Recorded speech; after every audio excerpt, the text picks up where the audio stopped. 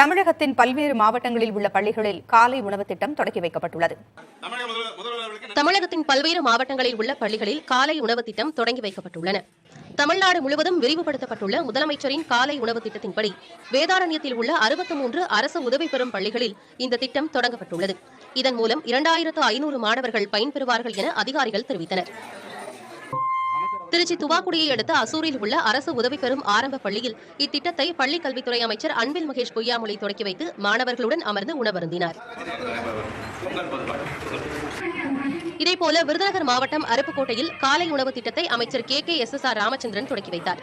பின்னர் மாணவர்களுடன் அமர்ந்து அவரும் உணவருந்தினார். சேலம் மாவட்டம் ஓமலூர் அருகே உள்ள அரசு உதவி பெறும் நடுநிலைப் பள்ளியில் காலை உணவு திட்டம் தொடங்கி வைக்கப்பட்டது.